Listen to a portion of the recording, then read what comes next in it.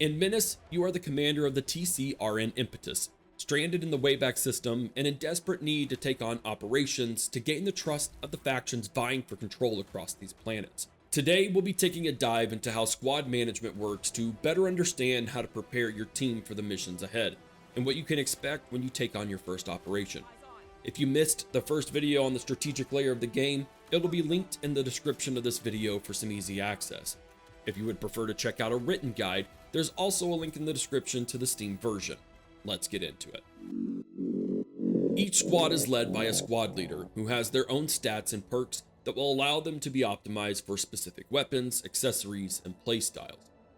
When you first start a new campaign, your squads will be equipped with standard TCRN equipment, gaining more options as you complete operations, gather loot, and acquire them from the black market. There are a few key areas to understand so you can take full advantage of your squads, starting with squad leaders. Each squad leader has 3 core stat areas to consider. First up are your battle modifiers, all of which have a direct effect while on a mission.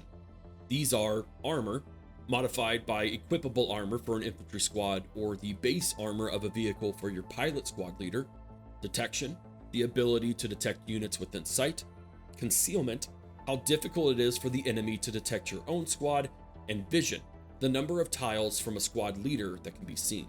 Armor upgrades and squad leader perks will be the primary ways to increase these 4 modifiers. Your squad leaders have a range of attributes and stats that determine their roles and effectiveness on the battlefield. A squad leader's attributes directly translates to their stats, making attributes a crucial element to understand. Agility to action points. This is the general agility, quickness, and dexterity of a character, determining how fast and efficient they can act on the battlefield. The maximum agility of 100 translates to 120 action points. Weapon skill to accuracy. Weapon skill is the level of proficiency with any kind of weapon and how effectively it can be used against an enemy. Weapon skill gives the character's accuracy. This attribute provides the corresponding stat at a 1-to-1 ratio, so a 70 weapon skill equals 70 accuracy. Valor to discipline. Valor is a character's overall determination and audacity, and their ability to withstand any type of physical or mental challenge. It translates on a 1-to-1 ratio to the discipline stat. Toughness to damage reduction. The toughness attribute translates into damage reduction applied to any damage received. Most characters start with a toughness of 50, which means they have no damage reduction. The maximum toughness of 100 translates to 50% damage reduction. However, certain characters that are more fragile than others might start with a value below 50, meaning they actually take extra damage from attacks. Vitality to hit points per element. Vitality determines the hit points of each element in a squad. The standard here is 50, which gives 10 hit points, while the maximum is 100, which offers 20 hit points per element. As with toughness, there are also characters with lower vitality, meaning the elements in their squad will have less than 10 hit points. Precision to critical hit chance. This gives the chance for each attack to score a critical hit, increasing the damage done by 50%. Most characters who are not explicitly trained in marksmanship will start with a precision of 0, meaning they have no chance of scoring a critical hit. The maximum of 100 translates into a crit chance of 25%. Enemies will not be able to land critical hits on player units. Positioning to defense. This is the ability of a character to disperse their unit or place their vehicle in a way that minimizes the chance of being hit by enemy fire. Most characters start with a positioning value of 50, which translates to no defense bonus. The maximum at 100 gives a defense bonus of 50%, reducing the enemy's accuracy against the unit by 50%. Promotion tax. For every promotion a squad receives, its supply cost increases.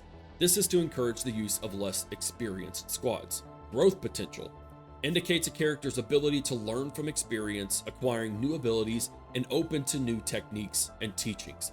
The higher the growth potential, the faster a character will increase their attributes. In general, younger and less experienced characters will have a higher growth potential than older ones. Supply cost. The cost of using the selected squad leader and increases as you promote them. Unique starting perk. Every squad leader starts with one unique perk already unlocked. These are very different between squad leaders and are designed to make them feel unique and emphasize each individual's character. The last core consideration is perks. Perks are a way to increase the effectiveness of your squads, and while many squad leaders share some standard perks, each of them has a unique perk tree to craft the perfect squad that caters to your playstyle. From decreasing enemy cover bonuses to tossing some free action points to another squad, to a massive boost to the suppression inflicted by squad weapons. Perks are unlocked using promotion points, which increases their supply costs through the resulting promotion tax, as just explained. With those squad stats under our belt, let's get to the real customization of your squad. Every infantry squad has 5 customizable areas, starting with our squaddies, or the size of your squad. You can increase your squad to a maximum of 8 squaddies, or down to a minimum of 2 in order to deploy on a mission. Note that increasing your squad size will also increase your supply cost to deploy on missions, which we'll discuss in detail later. Next up, your infantry weapon, or the primary weapon your squad will use. Hovering over any weapon displays a range of stats, helping you find the right gun for the right squad. Consider stats like range, damage, and rate of fire for suppression purposes when equipping your squad with a particular weapon. Your infantry special slot is used for a unique weapon type such as a sniper rifle, an LMG, or an RPG, and is only equipped by your squad leader, with a much more limited number of uses than your regular infantry weapon. Armor provides your squad with additional protection, with higher tier armor providing increased durability and allowing for more infantry accessory slots to boot. Armor is broken down into 2 parts: the armor rating itself, which reduces incoming damage against weapons with armor penetration, and armor durability, which is only reduced when armor penetration damage is above the armor rating. Once armor durability is gone, the squad will take full damage from any incoming fire that hits. The infantry accessories can range from grenades and magazine pouches to explosives and reconnaissance drones, giving your squads an advantage on mission. One specific beginner's item to highlight is ammo pouches. Since your squad weapon has a limited number of uses, ammo pouches increase the number of times you can use it, preventing you from running out of ammo mid-mission. Pilot squad leaders are much less common but equally as varied as their infantry counterparts. Select your vehicle type to determine which modules you can deploy with, including MMGs, rocket launchers, and full-on tank barrels for area damage. Load up on accessories while you're here, and don't forget that you'll need to manually add squad leaders to the mission by selecting Add to Mission at the top right. Alright, we've prepped our squads, providing them with a range of weapons and specializations, including some custom names to instill some emotional attachment to our men. It's time to head into your first operation. Operations are relatively straightforward. They are comprised of multiple missions on a single planet, with divergent paths to pursue as you progress towards the final objective. You can select what operation you'd like to take on in the systems map on the bridge, which will provide you with some context on said operation, including planet biome, the enemy type you'll be facing, and the faction trust gained by its completion. Once you've selected an operation, we are locked in until you successfully make your way through it, fail a mission, or voluntarily abandon it. Each mission has a mission objective, difficulty, supply limit, and of course, mission rewards. Pay close attention to all of these. If you have multiple choices, the rewards could allow you to upgrade your squads with special equipment, or even provide more strategic assets, such as additional temporary military forces for another mission in the operation. Some missions will allow you to deprive the enemy of advantages as a reward instead.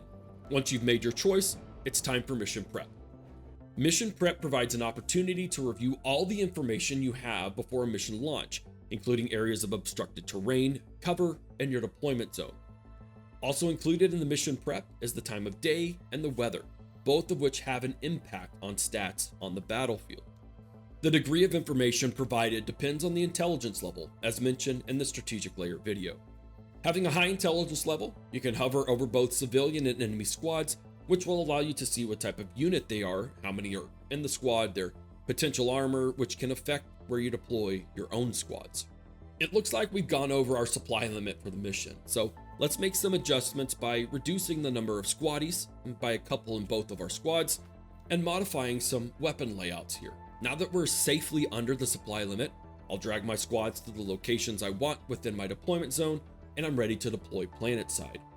While each mission will give you promotion points and loot, at the end of a successful operation, you'll receive OCI components, authority, and a choice between 2 rewards to use for your squads. In between operations, you should check to see if you've unlocked a new level of faction trust and upgrade your OCI, as you cannot upgrade during an operation. Once you've finished, it's time to head back to the system map and select the next destination to assert TCR in control.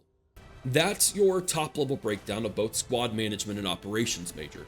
If you need a refresher on the strategic layer or want to review the written guide, head to the video description and be ready for our final video on combat, where things get truly tactical. Thanks for watching.